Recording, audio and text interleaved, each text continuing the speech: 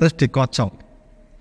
Tulisannya na'am sama la, ya, satunya nggak ada tulisannya. Na'am artinya iya, la artinya tidak. Satunya nggak ada tulisannya. Nanti dikocok. Kalau yang mencolot itu yang na'am, oh berarti dia itu berangkat. Kalau yang keluar itu la, ya, berarti tidak, oh berarti nggak jadi berangkat. Kalau yang keluar yang kosongan berarti dikocok lagi. Dengan maksud yakni disertai keyakinan kalau yang keluar na'am, oh berarti ini bagus untuk berangkat karena keluarnya na'am. Kalau keluarnya la, enggak, oh berarti ini enggak bagus untuk berangkat, nanti bisa jadi sial. Nah maksudnya adalah beranggapan sial atau menyandarkan nasib atau manfaat dan bahaya kepada kocokan tadi. Nah ini yang diharamkan itu begitu. Jadi mengundi disertai keyakinan seperti itu, ya. Ibaratnya seperti juga keyakinan sebagian orang kafir kalau mau mengadakan sesuatu acara atau mau bepergian jauh itu mereka melepaskan burung, ya. Nanti kena mabure mengaring ke kanan berarti nasibnya baik. Kalau terbangnya ke arah kiri berarti nasibnya jelek. Kalau gitu ya digurah ke kanan saja, ya. Diusir ke kanan biar terbangnya ke kanan terus, ya. Nah, yang dimaksud di sini adalah keyakinannya itu yang bermasalah, bahwasanya yang seperti itu termasuk ke dalam kategori beranggapan sial atau tatoyur. Nah, tapi kalau tidak disertai keyakinan, ya tidak mengapa, ya. Kadang-kadang mungkin orang saking bingungnya garap ujian ABC, ya, ngitung bonek ABC A, oh ya wis A aja lah gitu. Ini enggak disertai keyakinan, cuman karena saking bingungnya gitu, ya. Atau jenengan mungkin mau pergi kemana, mangkat ora gitu, ya. Oh ora ya wis ora lah, ya turu benang mah, ya. Jadi bukan yang seperti itu, tapi ini yang disertai dengan keyakinan tatoyur tadi, beranggapan sial atau beranggapan untung dengan undian tadi. Ini yang dikategorikan haram tadi, yang disandingkan dengan meminum minuman keras atau khamar tadi, khamar, berjudi dan berkorban untuk berhala. Jadi kata Allah SWT itu termasuk rijsun. Nah, di sini dimaknai perbuatan setan. Fajtanibuh, maka jauhilah perbuatan-perbuatan tersebut. Nah, ini diantara dalil dalam Al-Quran tentang khamar. Nanti akan kita bawakan lebih tentang ayat pengharaman khamar ini, di mana khamar itu diharamkan secara bertahap. Nanti akan kita bacakan penjelasan dari Syekh Muhammad bin Shalih Al-Utsaimin. Terdapat juga riwayat dari Abdullah bin Abbas radhiyallahu anhu, beliau mengatakan, lamma nazala tahrimul khamri masya sahabatu ba'dhum ila ba'dhin. Ketika turun pengharaman khamar, sebagian sahabat berjalan kepada sebagian sahabat yang lain dan berkata, hurrimatil khamru wa ju'ilat adlan lisyirki. Khamar telah diharamkan, ya, dan dijadikan sederajat dengan syirik. Dan Abdullah bin Umar bahkan berpendapat bahwa meminum khamar adalah perbuatan dosa yang paling besar. Dan meminum khamar tidak diragukan adalah induk dari segala perbuatan keji. Ada dalam riwayat yang menyebutkan bahwa khamar merupakan induk perbuatan keji. Dan orang yang melakukannya telah dilaknat dalam banyak hadis. Nabi SAW pun pernah bersabda dalam riwayat Imam At-Tirmidzi, man syaribal khamra fajlidu, fa in 'ada fajlidu, fa in syaribaha fajlidu, fa in syaribaha rabi'ata faqtulu. Barang siapa yang meminum khamar, maka cambuklah ia. Jika dia kembali minum lagi, maka cambuklah lagi. Kalau dia masih kembali lagi, maka cambuklah lagi. Dan kalau masih kembali lagi, berarti yang keempat kalinya, ya, maka apabila dia itu masih kembali lagi pada yang keempat kalinya, maka bunuhlah ia. Ya, jadi dalam hadis disebutkan sampai disuruh membunuh. Ya. Nah, meskipun nanti akan ada pembahasan dari ungkapan yang bagus juga dari Syekhul Islam Ibnu Taimiyah tentang hadis ini. Nabi SAW juga pernah mengatakan, man taraka sholata sukron marratan wahidatan faka'annama kanat lahu dunya wa ma'aliha. Barang siapa meninggalkan sholat sekali karena mabuk, maka seakan-akan dia sebelumnya memiliki dunia dan segala isinya. Fasulibaha, lalu kemudian diambil paksa darinya. Wa man taraka sholata arba'a marratin sukran kana haqqan 'ala Allahi an yusqiyahu min tinatil khabal. Dan barang siapa yang meninggalkan sholat 4 kali karena mabuk, maka hak bagi Allah untuk memberinya minum dari tinatil khabal. Ditanyakan kepada Nabi SAW, apa itu tinatul khobal? Kata Nabi SAW, yaitu darah atau nanahnya para penghuni neraka jahanam. Di sini dikatakan oleh Imam Ahmad dan dinyatakan sahih oleh Imam Wadhabi di sini.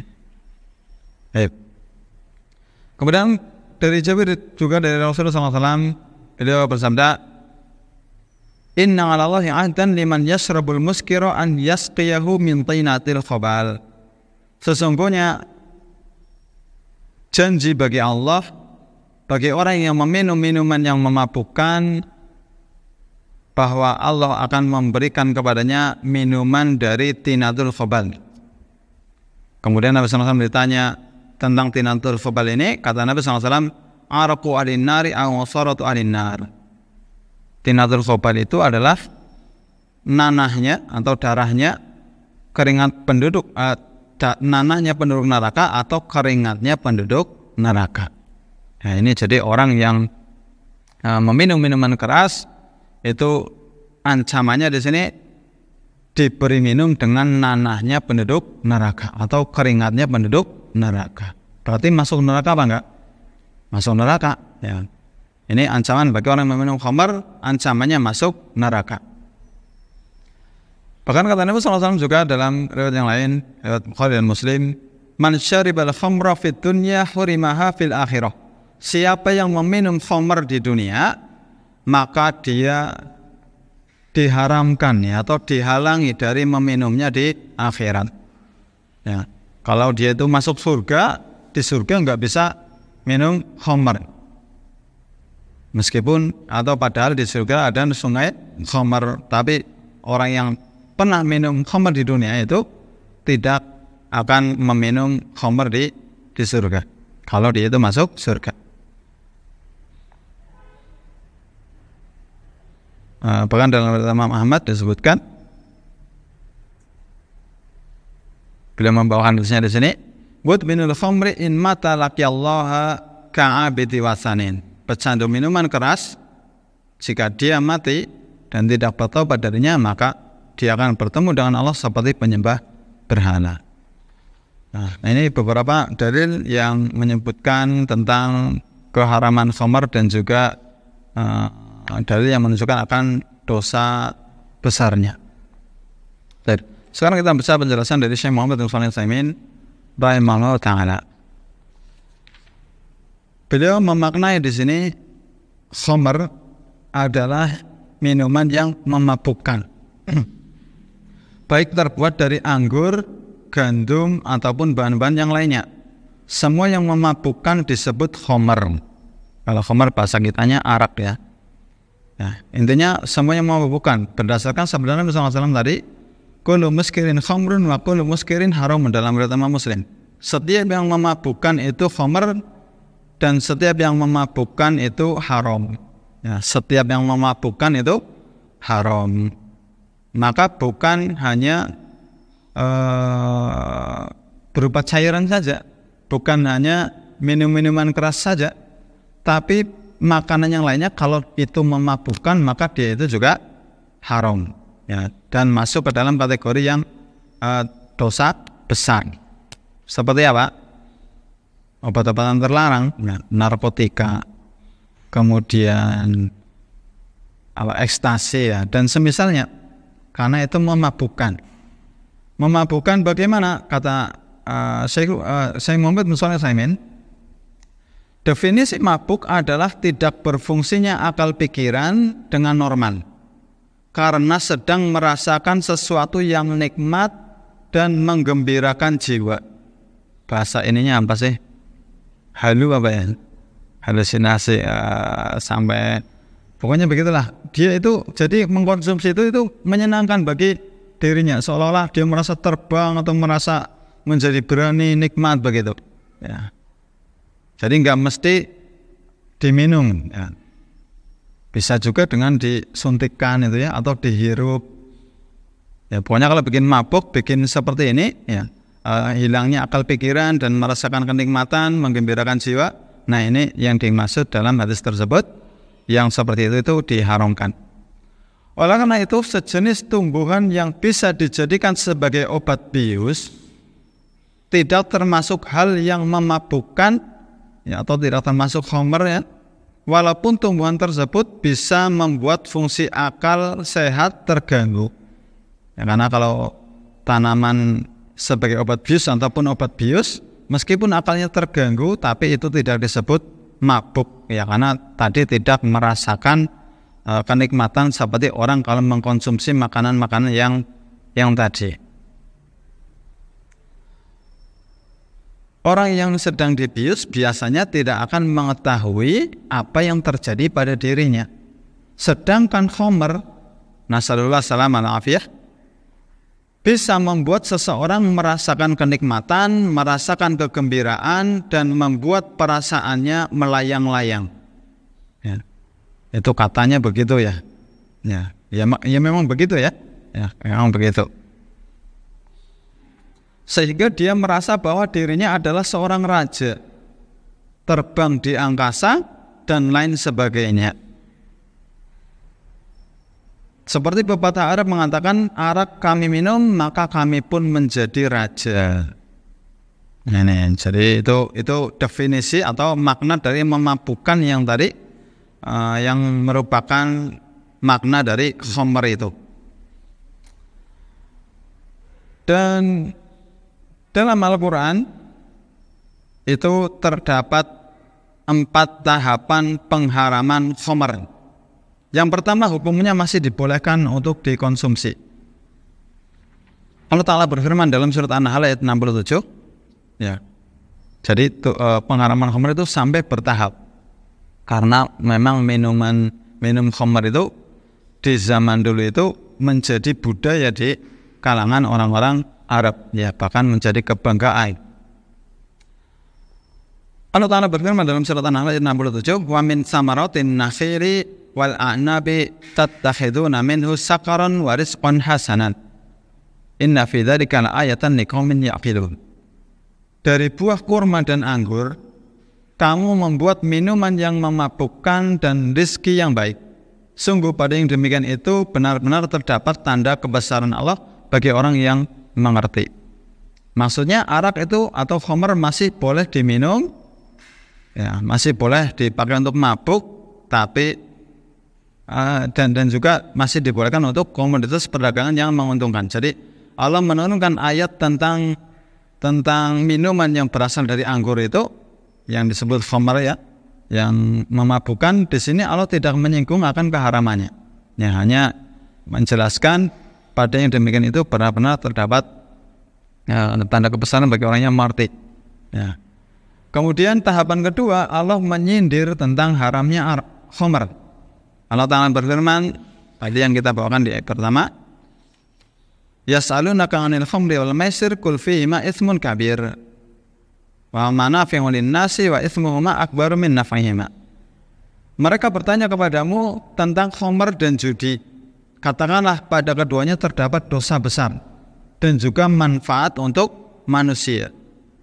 Dan dosa yang ada pada keduanya itu lebih besar daripada manfaatnya.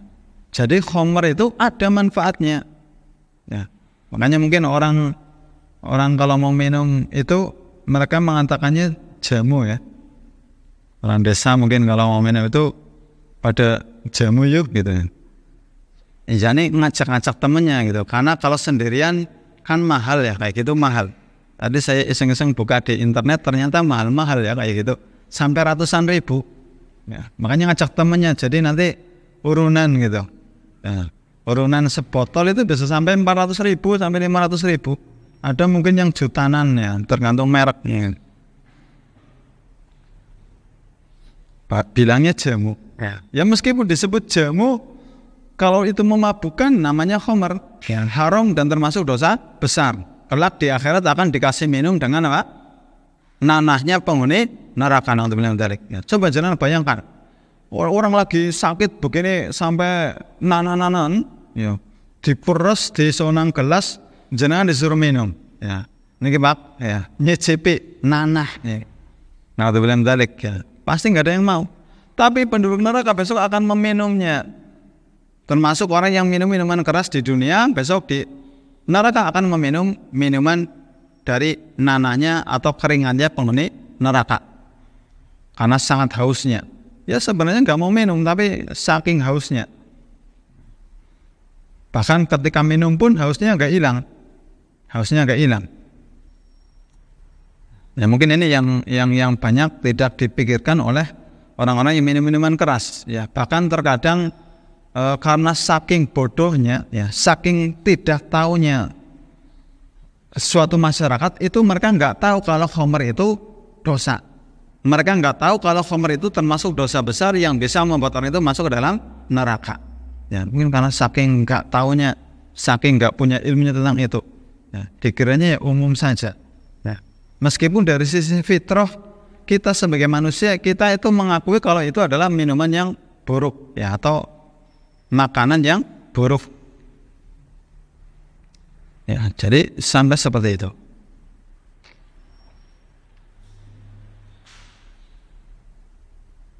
Ini tahapan yang ke berapa tadi? Kedua ya. Yang ketiga, Allah Ta'ala berfirman, ya ayyuhalladzina amanu la taqrabus sholata wa antum sukara hatta ta'lamu ma taqulun. Wahai orang yang beriman, janganlah kamu mendekati sholat ketika kamu dalam keadaan mabuk sampai kamu sadar apa yang kamu ucapkan. Nah, dalam ayat ini Allah melarang sholat ketika sedang mabuk. Ini menunjukkan bahwa para sahabat Nabi boleh minum khamr, tapi mestinya hendaknya di luar jam-jam sholat. Ya, kalau mau sholat jangan mabuk gitu. Kalau di luar sholat masih dibolehkan. Tahapan keempat, pengharaman total. Ya, ini firman Allah Ta'ala dalam surat Al-Maidah ayat 90. Ya ayyuhalladzina amanu innamal khamru wal maisir wal ansab wal azlamu rijsun min amali syaitani fastanibu la'alakum tuflihun. Wahai orang-orang yang beriman, sesungguhnya minuman keras, khamr, ya, berjudi juga termasuk dosa besar. Nah, insya Allah akan kita bahas juga di sini. Berkorban untuk berhala, mengundi nasib dengan anak panah adalah perbuatan keji dan termasuk perbuatan setan. Maka jauhilah perbuatan itu agar kamu beruntung. Nah, ini 4 tahapan pengharaman khamr. Ya. Nah, para sahabat itu kan orang yang sangat beriman ya. Ketika turun kepada mereka ya, ayat tentang pengharaman khamr, maka serta merta ya disebutkan dalam riwayat yang sahih, mereka menuangkan atau menyuntekkan apa? Dituangkan apa sih bahasa ininya? Ditumpahkan ya, betul. Ditumpahkan sampai katanya itu pasar-pasar Madinah itu sampai becek ya. Sampai becek. Ditumpahkan ya bahasa Indonesianya. Saya kadang-kadang lupa begitu ya, kadang-kadang juga bahasa Jawa nggak ada bahasa Indonesianya. Sampai seperti itu ya. Jadi mereka tuh saking sami'na wa ta'nanya itu para sahabat itu begitu. Termasuk juga para sahabiah. Coba ketika mereka diturunkan pada mereka itu ayat tentang hijab.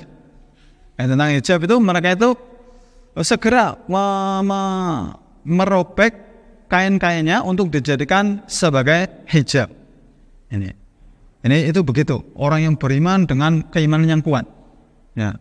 Beda kalau orang imannya lemah itu mungkin masih mikir-mikir dulu. Mungkin dulu nggak tahu kalau khamr itu diharamkan.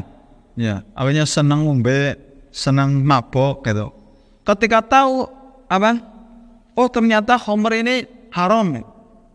Aduh eman-eman ya gitu. Nek ora mabuk ora kepenak gitu. Jadi masih mikir-mikir. Tapi kalau orang imannya kuat segera, oh ini haram, langsung ditinggalkan. Begitu. Nah ini juga teladan bagi kita para sahabat itu seperti itu. Sampai bahkan disebutkan sampai pasarnya sampai becek ya, jalan-jalan kala itu sampai becek karena khamr yang tadi ditumpahkan. Nah ini pengharaman tentang khamr. Jadi khamr itu diharamkan dengan cara bertahap. Dan Rasulullah SAW ketika menentukan untuk hukuman bagi peminum minuman keras itu Nabi SAW tidak menentukannya secara rinci. Ya, ini secara berapa gitu, berapa bilangan berapa untuk menghukumnya. Karena memang kata penulis di sini, kata Syekh Muhammad bin Shalih Al-Utsaimin, peminum khamr bukan sebagai hukuman pidana, tetapi hanya sebagai hukuman yang dapat membuat efek jera. Ya, oleh karena itu, ketika ada seseorang yang sedang mabuk dibawa menghadap kepada Nabi, ketika itu Nabi hanya bersabda pukullah. Ya. Nabi tidak mengatakan dipukul 40 kali, 80 kali, 100 kali, ya, atau berapa kali gitu. Ya, tidak. Kemudian para sahabat memukulinya ramai-ramai. Jadi Nabi SAW ketika ada orang dilaporkan atau dibawa kepada beliau peminum khamr itu cuma disuruh mukul gitu. Jadi nggak ditentukan berapa pukulan. Ya, akhirnya para sahabat mukul rame-rame. Ada yang mukul pakai bajunya. Mukul pakai baju sih gimana ya? Ya mungkin bajunya dicopot, digebuk-gebukin gitu. Nah, mungkin kalau pakai pendung nggak tega gitu pakai baju. Ada pula yang memukul dengan tangannya. Ada pula yang memukul dengan sandalnya. Memukul pakai sandal. Ketika itu para sahabat memukulinya sekitar 40 kali pukulan. Ya, sekitar 40 kali pukulan. Ya. Sudah marem apa belum ya? Mukul 40 kali. Mungkin sudah marem ya.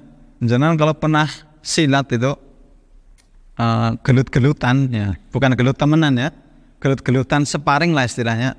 Itu jenengan sparring gelut-gelutan 1 menit 2 menit itu aja sudah kesel. Sudah capek. Ya, apalagi 5 menit, apalagi 10 menit. Makanya orang kalau tinju, kalau gulat itu ada ronde-rondenya. 1 ronde berapa menit itu? 4 menit apa ya? 3 menit. Soalnya kalau diterusin terus ya capek gitu. Jenengan mukul sekali mukul nggak kena itu aja sudah mengeluarkan tenaga. Ya, ya kalau jenengan yang nonton mungkin ya, udah ini sudah teman ya. Nah, itu capek orang kayak gitu ya. Maka kita juga membayangkan bagaimana dulu para sahabat itu ketika berperang ya. Berperang ya, melawan ratusan orang, ribuan orang ya di siang hari ya. Kita mungkin baru perang ya, kita lah bawa pedang ya. Kalau yang nggak biasa ya lebih mudah capeknya. Perang sama musuh pedang-pedangan gitu ya. 5 menit itu udah capek ya. Ya mungkin kita menang 5 menit 1 mati ya. Musuhnya masih ratusan, kita udah kecapean ya. Maka betapa perjuangannya para sahabat itu begitu berat ya ketika berperang membela agama Islam. Ya, kalau karena zaman dulu zamannya pedang. Kalau sekarang zamannya tembak-tembakan ya. Enggak begitu capek kayak pedang ya. Hai. Sampai mana tadi? Oh ya, para sahabat memukuli orang itu. Kemudian ada orang yang berkata, semoga Allah menghinakanmu. Jadi dicela gitu, didoakan keburukan. Maka mendengar ini kata Nabi SAW, jangan engkau berkata kepadanya seperti itu. Jangan engkau caci. Seseorang yang pernah meminum khamr kemudian dia dipukul, maka hukuman tersebut akan membersihkan dosanya. Janganlah justru kamu membantu setan untuk merusaknya kembali. Ya, jadi sebuah hukuman di dunia bagi pelaku maksiat itu merupakan penghapus dosa atau penghapus kesalahan darinya. Ya, sama juga seperti ketika ada perempuan yang zina kemudian bertaubat sama Nabi, minta disucikan, kemudian dirajam. Setelah dirajam kemudian ada yang mencela, maka juga tidak boleh dicela sama Nabi. Ya, cukuplah tadi rajam tadi sebagai penghapus dosa baginya. Jangan dicela lagi karena dia itu sudah bersih dari dosa. Ya, orang kalau minum minuman keras, ya minum khamar kemudian dipukuli sebagai hukuman baginya atas ketetapan pemerintah tadi, maka itu sudah menjadi penghapus kesalahannya. Ya, maka jangan kemudian dicela. Jadi Nabi SAW melarang orang tersebut untuk dicela. Terus bagaimana sikap kita kepada orang yang pecandu minuman keras gitu? Pecandu itu ya apa sih, kecanduan ya. Jadi kon mandek angel, ya, susah berhenti, pokoknya pengennya mengkonsumsi terus begitu. Ya seperti narkotika itu kan bikin kecanduan, ngudut gitu ya. Game online itu nek disuruh berhenti itu angel pol, kecanduan. Bagaimana sikap kita kalau ada orang kecanduan seperti itu? Ya mau kecanduan khamar ya, atau obat-obatan terlarang atau yang lainnya, keburukan yang lainnya, maka kita harus mendoakannya agar dia mendapatkan hidayah. Kita doakan. Berdoalah, ya Allah berikanlah dia petunjuk. Ya Allah perbaikilah keadaannya. Ya Allah jauhkanlah ia dari minuman keras. Dan doa-doa yang serupa dengan doa ini. Apabila engkau mendoakannya agar dia mendapatkan kehinaan, artinya engkau telah membantu setan untuk merusaknya kembali. Ya, jadi jangan malah didoakan keburukan, ya. Atau dilaknat, ya, kawus kau itu ya, atau didoain keburukan lah. Maka yang baik adalah yang benar didoakan dengan kebaikan. Ya, sekaligus kita juga bersyukur kita tidak diuji sebagaimana orang tersebut. Nah, kita kalau lihat orang terjatuh kepada kesesatan, terjatuh kepada kemaksiatan, kita bersyukur karena kita tidak seperti orang tersebut. Dan kita memohonkan hidayah kepada Allah untuk orang tersebut.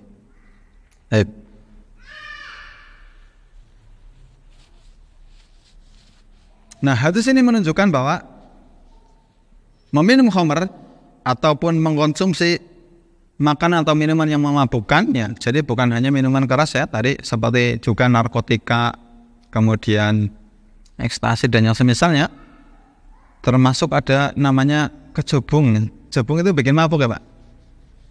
Bikin mabuk ya? Ya berarti terlarang. Kalau memang dia itu membuat mabuk, maka bisa masuk ke dalam hadis ini. Ya, tergantung. Ya nanti benar-benar bikin mabuk beneran seperti khamr tadi atau tidak. Ya. Intinya apa saja yang bikin mabuk maka termasuk yang diharamkan dan termasuk dosa besar.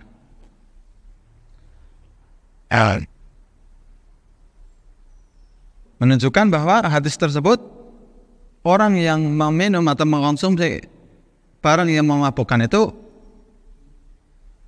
memiliki sanksi. Ketika di zaman Umar itu, ketika terjadi perluasan daerah Islam, banyak orang-orang memeluk Islam dan orang-orang masih banyak minum minuman keras, masih banyak meminum khamar. Padahal beliau dikenal sebagai sahabat yang tegas, namun ketika beliau ingin memberikan sanksi bagi orang yang meminum minuman keras, beliau itu dengan sikap kehati-hatiannya mengumpulkan para sahabatnya untuk bermusyawarah. yakni hukuman apa sih yang tepat untuk menghukum para peminum minuman keras. Maka kemudian mereka pada berkumpul, yakni ahli ilmu ya, bukan semuanya tapi dipilih ya, hanya orang-orang yang ahli ilmu yang memang mereka berbicara dengan ilmu. Dipilih, akhirnya muncul keputusan ini berdasarkan usulan Abdurrahman bin Auf, kata beliau, wahai amirul mukminin, hukuman yang paling rendah adalah 80 kali. Oleh karena itu hukuman peminum arak adalah 80 kali cambukan.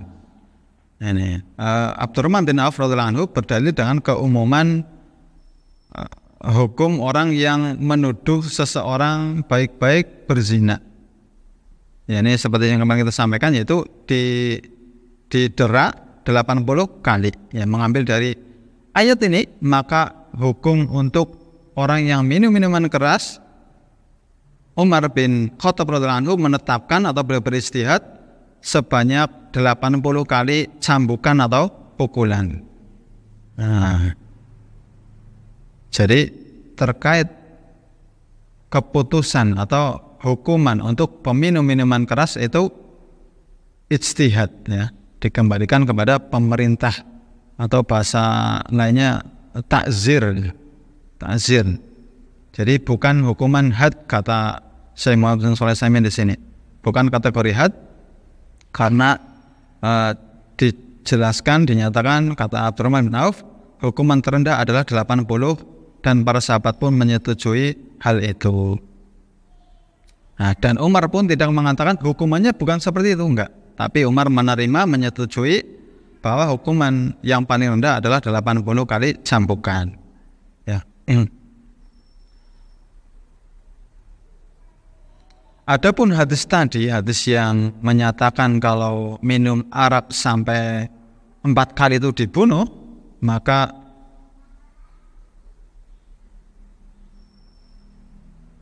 jumhur ulama, kebanyakan para ulama mengatakan orang yang meminum minuman keras itu tidak boleh dibunuh. Tapi hukuman deranya harus dilakukan berulang-ulang. Setiap kali meminum khamr, maka dia pun harus didera. Ya, jadi meskipun sampai 4 kali, 5 kali, jangan dibunuh, tapi digebukin aja gitu. Ini pendapat kebanyakan para ulama. Namun di sini Syekhul Islam Ibnu Taimiyah beliau mengatakan, apabila mayoritas masyarakat telah menjadi pecandu arak dan fenomena ini tidak akan bisa diberantas kecuali dengan hukuman mati, maka seorang peminum arak harus dibunuh apabila dia telah mengulangi perbuatannya tersebut sebanyak 4 kali. Ya, jadi pengamalan hadis tadi itu kalau memang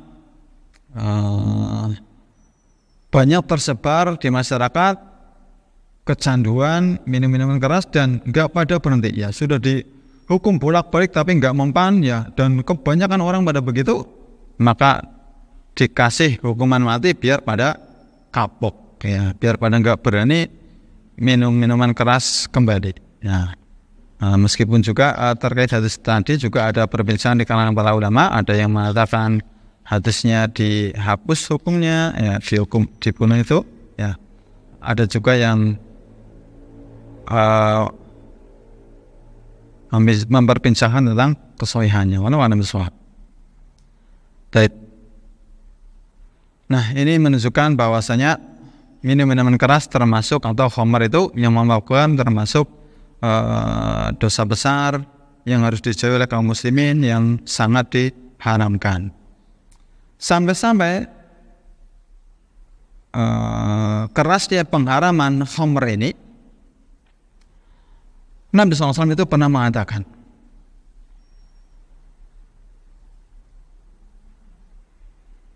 man kana yu'minu billahi wal yawmil akhir fala yajlis ala ma'idatin yudaru 'alaiha bil khamri. Dalam riwayat Imam At-Tirmidzi dan dihasankan oleh Syarbani. Barang siapa yang beriman kepada Allah dan hari akhir, hendaklah dia itu atau janganlah dia itu duduk di tempat makan atau di meja atau di hidangan yang di sana itu diedarkan khamr. Nah, jadi kalau kita menghadiri jamuan yang di situ ada khamrnya, maka kita nggak boleh datang ke situ, nggak boleh ikut duduk di situ. Kemudian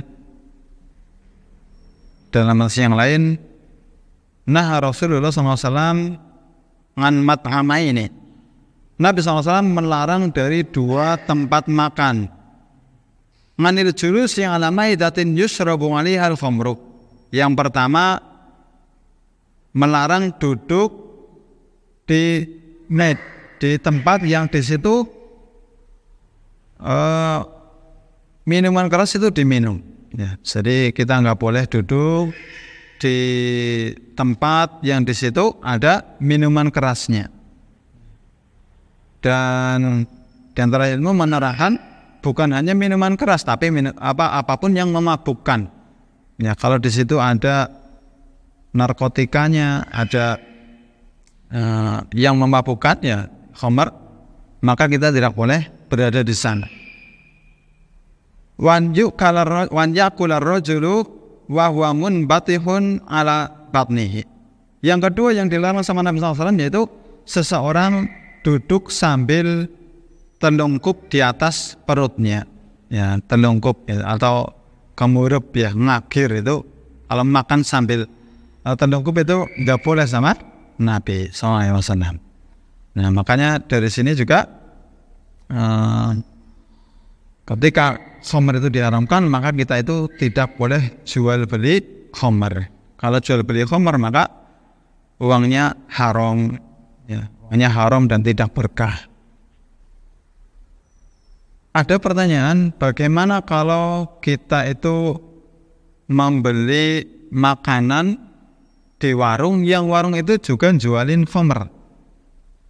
Kan di antara ulama mereka menjawab, saya lupa tadi. Saya siapa yang jawab ya? Saya lupa. Jadi enggak boleh kita makan di situ. Yang seandainya darurat mungkin, ya, maka tidak mengapa karena darurat. Ya. Seandainya bisa beli di situ, terus dibungkus, terus makan di tempat lain, maka itu dilakukan. Tapi kalau beli di situ harus makan di situ, maka enggak boleh.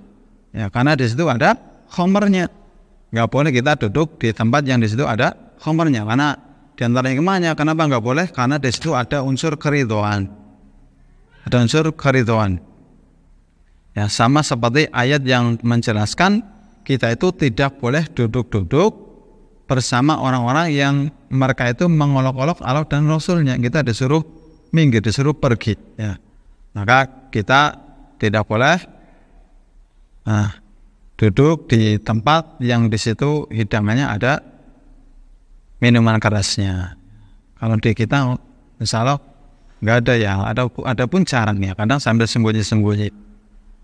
Ya, ini kalau orang bepergian ke negeri-negeri yang mayoritasnya orang kafir, maka yang seperti itu sudah biasa orang minum minuman keras, ya, karena di sana dilegalkan. Baik. Jadi khamr itu minuman yang memabukkan dan hukumnya haram.